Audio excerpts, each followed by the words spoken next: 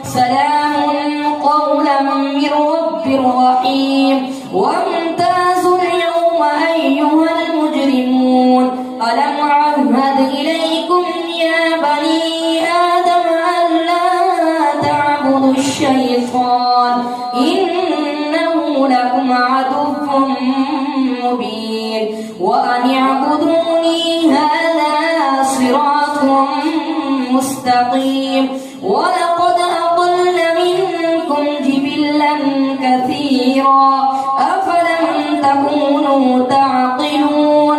هذه جهنم التي كنتم توعدون اصلوها اليوم بما كنتم تكفرون.